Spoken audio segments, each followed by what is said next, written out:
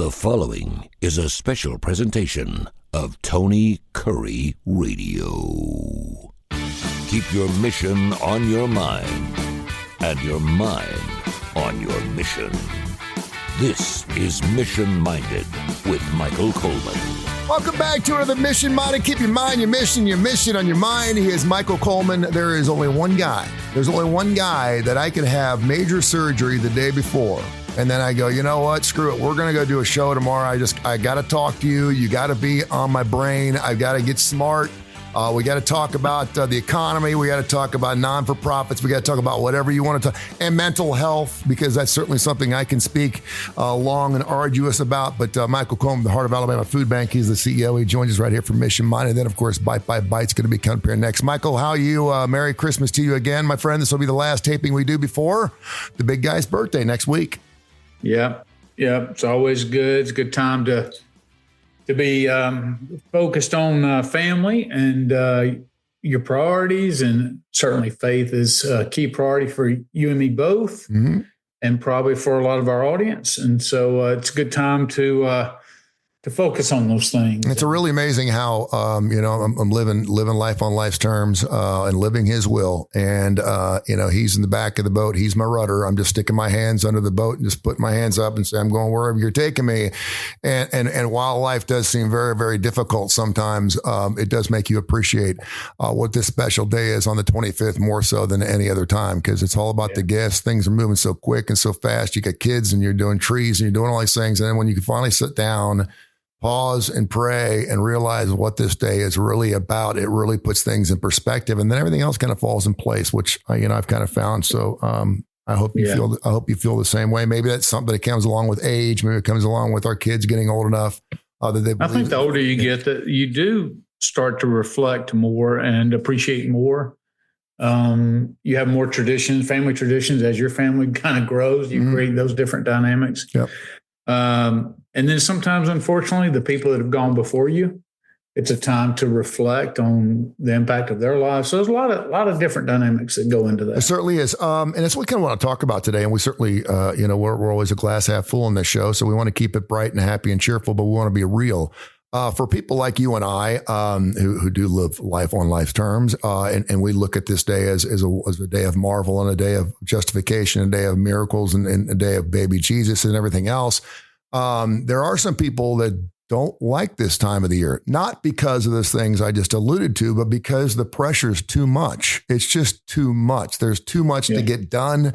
If you're like me, I've got things that I've waited all year to do, like cleaning up my garage. And all of a sudden I'm starting to think, okay, January 1st, I want to start the year off fresh. I want to get this done. I want to get that done. Then you throw in New Year's resolutions on top of that, and you just add so much pressure to your schedule. It's hard to relax. And so that's why you have some people that get this incredible high and just are flying through it and just loving every bit of it. But there's so many people like the rest of us that are just happy to see it end, just because we could take a deep breath.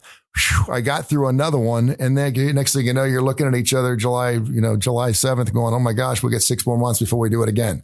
When you are the CEO, you're the father, you're the parent of a lot of employees. How many employees do you have work there at the Heart of Alabama Food Bank? About 50 on any given day. So on any given day, you probably have one of those 50 walk up to you and maybe have maybe not so much an internal problem there with the Heart of Alabama Food Bank, but also maybe with some personal issues around this time of the year. As a man who's been a boss for a long period of time, you see this around this time of the year a lot more, don't you? Yeah. And I will tell you, it's very common when, to see an employee that may be down, or another employee who's a friend of an employee. So I may not see that employee, but word gets back that, hey, so-and-so lost their father. And it's really affecting them this time of year, or they lost them. Like the death of my father is December 17th. So a week before Christmas. This year it was his 10th, the anniversary of his death, 10 years. Talked to my sister about that. And I've worked through that emotionally and mentally. So when I think about that, it doesn't bring me into a really bad place, but that's not always the case, especially when people lose significant others, and it doesn't even have to be that they lost them during this time, but since from Thanksgiving through Christmas is a time to be with family. And the first time, I have one employee who lost her father back in August, but this is the first family gathering at Christmas to where the patriarch of the family is not going to be there. So it's a huge hole. It's a huge void. Now, some people are like, yes, I'm sad. Some people grieve. All of that is human, normal emotions. And that's just part of a process that we all go through at some aspect of life. But what can happen sometimes is that we may not be starting from the best place in terms of our mental health. Mm-hmm. So we may have other things. There's so many people that battle anxiety on a day-to-day basis. So you may already be riddled with anxiety, or you may already have problems with the outlook of your future. Just all these things that are pulling on this. And then you throw in something like the patriarch of the family, or you may now realize, as I have, that with my father gone and grandfather, I'm the next one so-called in the chute. And some people, when they're starting to deal with their own mortality and start thinking, so I'm turning 59 next week, and many people say, oh, that's plenty. Well, that's true.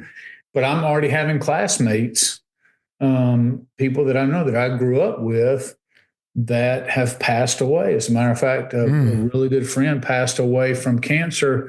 She battled it. I didn't even know she was battling it until right there at the end, but she was battling cancer for almost a decade and finally succumbed to it about 8 weeks ago. Was the first really prominent member of our class that has passed on. And I'm thankful. She had a very strong faith. She was a great person. Lived a great life, had raised a great family. But I'm just saying all of that happens during this time. And if you think about this, a lot of people end up being alone during this time because, businesses kind of shut, depending on your business, but school systems shut down for 2 or 3 weeks. We try to work less, take more days off, be more flexible, give more people time off, end early, things like that. Well, lots of times a job can be a lifeline. Like, it gives you purpose. It gives you get up and you go to work and you're with friends and you're with people who care about you.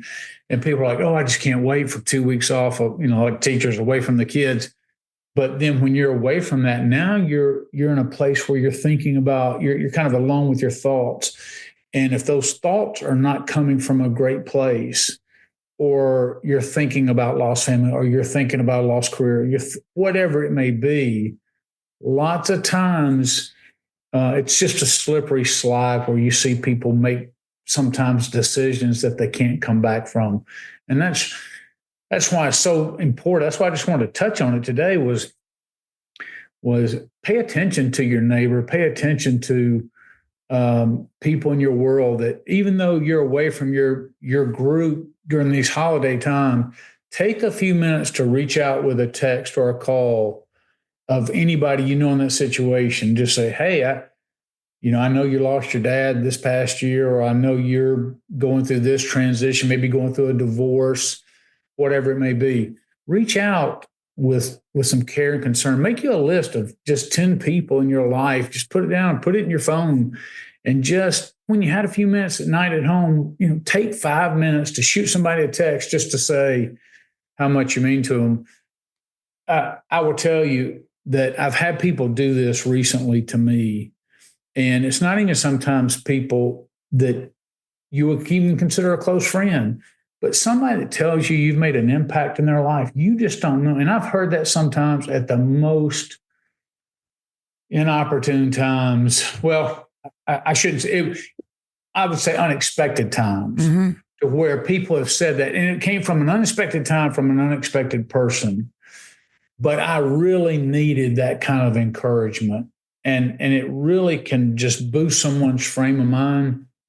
So it's just a tough time of the year for a lot of people.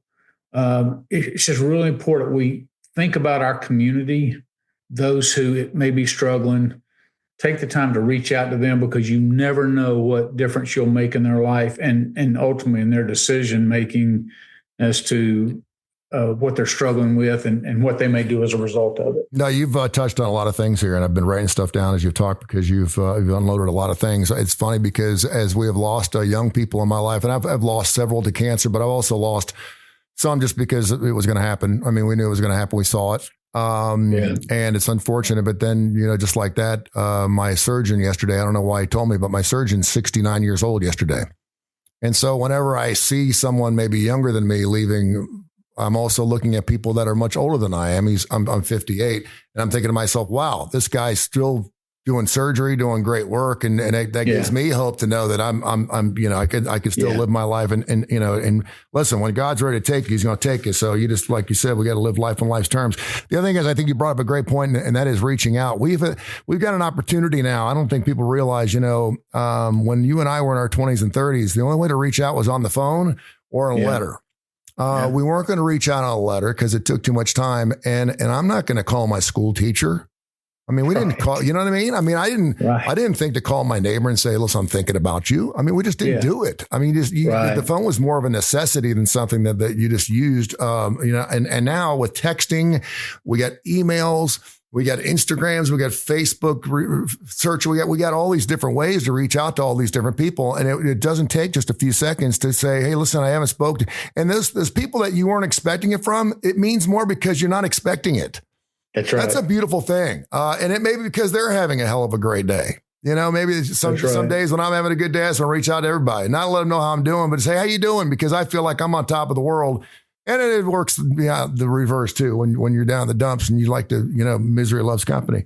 But it's super important to reach out to people like that and let them know that you're thinking about them. I have a list of, and you're certainly on that list. I have a list of individuals that are around major holidays, Christmases, Easters, birthdays, whatever, blah, blah, blah. When's your birthday, by the way? January 6th. January 6th. It's now become infamous since the January 6th. Nice. There's going to be a storming of Michael Coleman's house on January 6th. It's just super They will important. find much less resistance than they did at the Capitol. I just think it's really, really bizarre and important to remember that in this world, when we seem like we're more isolated than we've ever been, that we have a better chance of not being isolated more than we've ever been. Isn't it weird? I mean, we should be. That whole dynamic. We don't touch each other. We think we're all connected with social media, but just because somebody's on social media, it doesn't mean anything. I mean, it's not for real. I mean, hell, when you go on dates, you're texting her from across the table. I mean, it's unfortunate, and I really miss that. And because of that, and then you sprinkle a little COVID or a lot of COVID. We weren't allowed to touch each other. We had to stay 6 feet away from each other. We had to see our grandmas through plate glass windows. I mean, it's just, and I'm still at the point now where some people won't handshake anymore. I'm in church and I tip my hand out. And if I stick my hand out, they stick their fist out. I know they're uncomfortable, but they weren't like that before COVID. They were huggers. How we used to hug in church. We hugged people we didn't even know in church. And now I just turn around, and some people actually like to, and it's okay if they're older. Maybe they learn something and they'll sit in the back of church and they'll just wave. I guess as long as they're waving to you, doing the sign of peace, that's better than nothing. But so you make a great point about human touch. So I will tell you something. My mother, I spoke at her funeral, and she passed away on Mother's Day 6 years ago. But one of the things that my mother taught me was she was such a loving, affectionate person. She would come to the nursing home, and she would make sure that everybody she talked to, she held their hand, rubbed their arm, gave them a hug, no matter what kind of shape they were in, because she was teaching me about the importance of human contact and human touch. And that's something else to remember. If I know everybody's not a hugger, because of my parents, I learned to be very affectionate. It's just a part of who I am. So I'm naturally affectionate. Me too.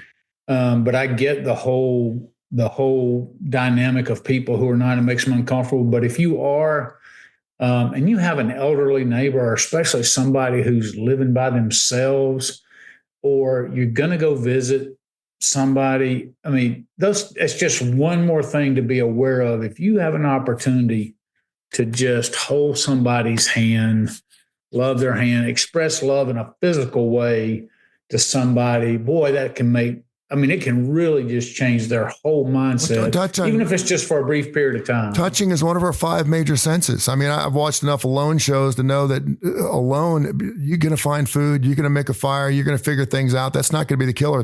The reason 99% of the people don't make it on that show is because they're alone. That's why it's called alone. They strive and they want to be able to touch somebody, reach somebody, particularly those.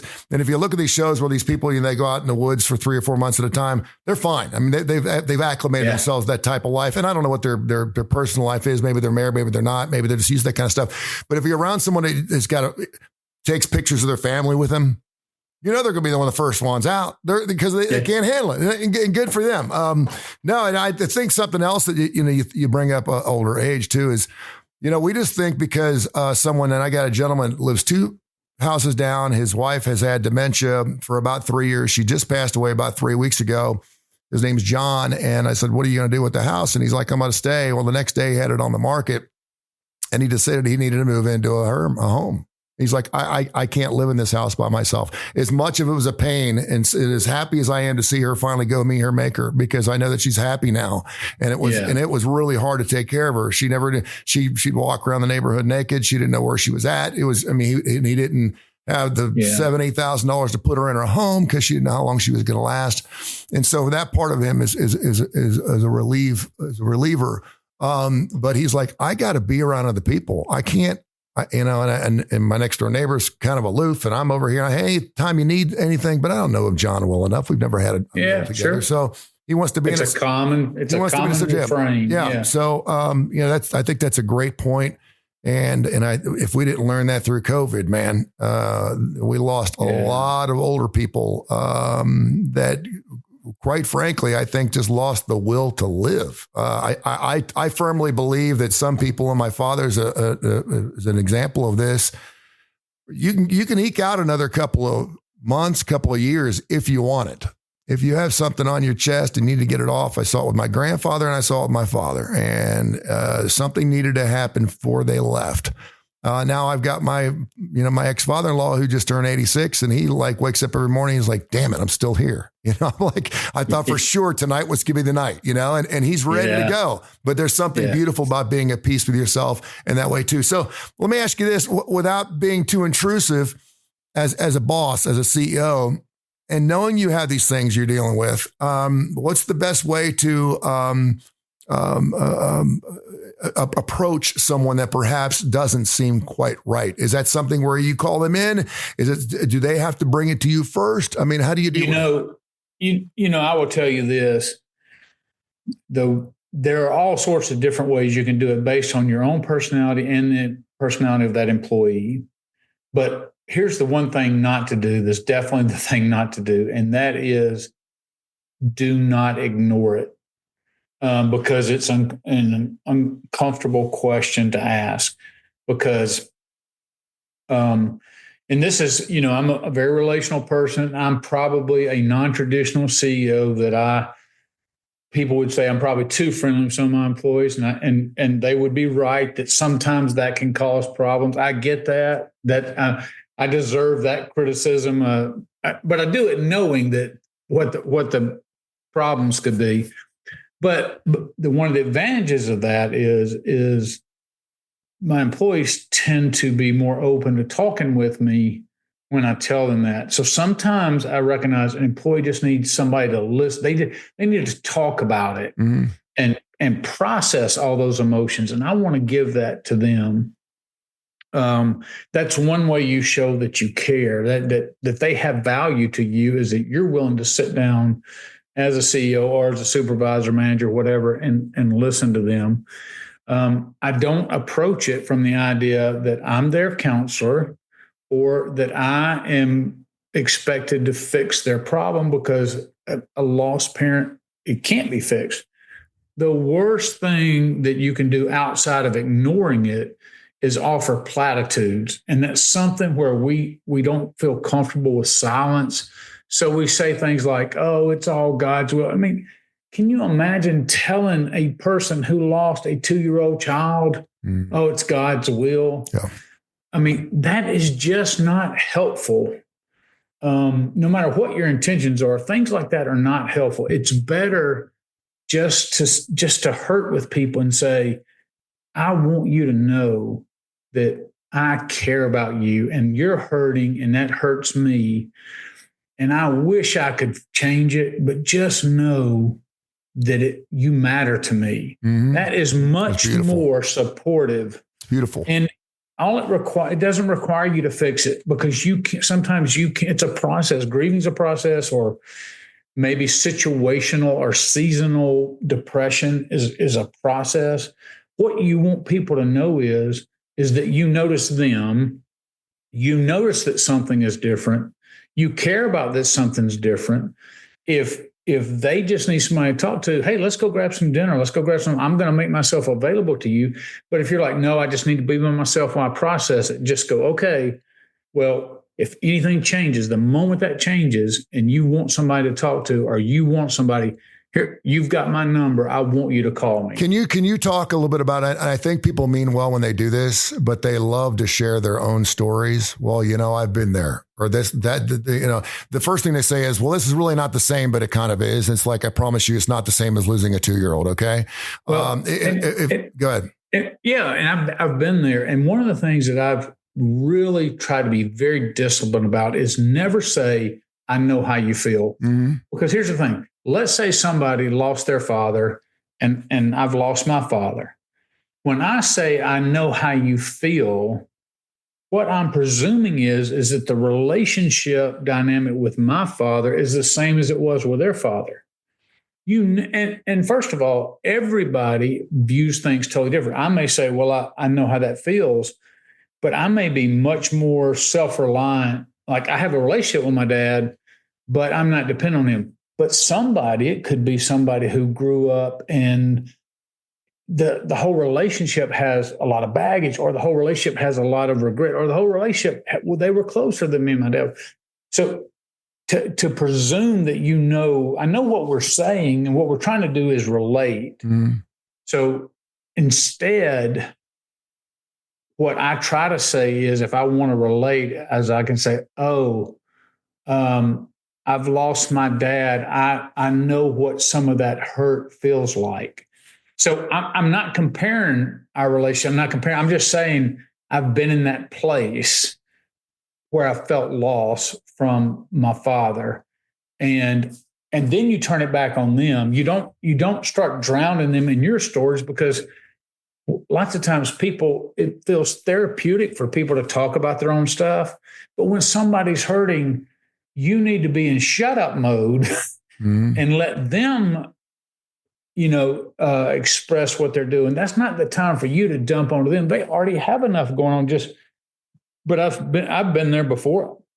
I've seen others do it where they're nice and people just go on and on and on. They make it all about them and their relationship. They tell them all about their relationship with them and their father. And it's just, no, that's the time where you're just like, hey, I've experienced loss. I don't know what your and your dad's relationship was, but hey, if you ever want to sit down and talk about it, I'd love to know more about your dad. Yeah. But if this isn't the time, maybe in 2 months, it'll be the time. In 2 months, I still want to know about your dad when you're ready to talk to me about him. We got a couple minutes left, and I wanted to get to this before we go. Dr. Josh Claypool, who's my best bud, just a great man. He talks about all the time, just because they're CEOs don't mean they don't have the same problems. Even psychologists, he's like, listen, I'm a psychologist. I have the same exact problems you have. I just have a name for it, right? Yeah. Can you talk a little bit about what it's like then from a CEO standpoint, that is not only responsible in a way to take on a lot of this extra stuff because you are looked upon as a mentor and as an older individual, maybe even a father figure in some ways, but then where do you go to get respite? Where do you go to find your peace? Yeah, well, it's interesting. So I will use something that happened just this morning. So I'm in charge this year. I'm the incoming president of my Rotary Club. So I'm in charge of getting all the speakers for this year. And so we brought in somebody that talked about veteran suicide. And it wasn't just the fact that veteran suicides are 30% higher than the normal rate. but it was a specific legislation that was trying to help safeguard some things. So it wasn't just about that, because it's a very sad and depressing topic. But I asked that same question of that man because that's his specialty. And I'm like, where do you go to get your, and he was just like me, is that you have to have circles of friends or outlets, whether it be a hobby. And he said, I go out to the woods all the time and I hunt. And I'm like, yeah, I'm not a hunter, but I get it. Mm-hmm. You get that solitude, you get that rest from it. He said, I don't answer my phone. He was just telling me all the things that he does. Well, I process everything in life, even tragedy, through humor. Now, it could be very upsetting when I'm trying to process something about somebody's death and I'm making a joke about it, but that's how I do it. Mm-hmm. So I surround myself with people who will joke about anything. And it's not that we're making light of it. It's not that we're making fun of it, but I could sit here for me, I would rather laugh about things and release my stress through laughter than just sit there in my grief and in my sadness. So, but I have to recognize where that is. And so I have to pick my spots, but I built a network of people that I can do that with, that get my sense of humor, as dark and twisted as it is. You have a safe place here, my friend. And I threw a doozy at you this morning too. So I was like, God, I hope you laughed. That's exactly what I have to do. You have to watch after, because the tendency would be to then me turn around because an employee or manager dumped something on me, would be to turn around and just dump stuff back on them. Yeah. And it does, when you get into a business dynamic, that doesn't go away just because you're friend. I consider a lot of my staff friends. I consider them, more than just employees, but it can be a mistake to dump things on people, because then they're taking on that burden. Mm-hmm. And they may not be in a place to be able to handle additional burden in their life. And so I don't want to presume that. So it's good to understand, hey, either I have a counselor, I have a pastor, or I just have friends that are in mentally good places that can absorb what I'm dumping on them. Because the last thing in the world is I want my burden to add to somebody else's burden that they're already struggling with and make their life tougher. Michael, no, I'm always here for you. And you know that, I know you are, brother. I know you're here for me too. And that's a nice mm-hmm. thing to know. Well, we do a show together every single week. And that's one of the reasons I get an hour of therapy with doctors every single week. And I get therapy with you, who you're better than a lot of doctors I talk with too. I got news for you. God bless you, my friend. The next show we're doing is Bite by Bite. It's a show exclusive to Feeding America, and of course, to the Heart of Alabama Food Bank. We'll get into that. If you got any ideas, we didn't even get to our emails today. We'll get to those. info@TonyCurryRadio.net, info@TonyCurryRadio.net. Your emails mean a lot to us, so make sure you continue to pepper us with all kinds of things about business, about startups, whatever, non-for-profits. We'll take care of it. And Bite by Bite is up next right here. Merry Christmas. This has been a special presentation of Tony Curry Radio.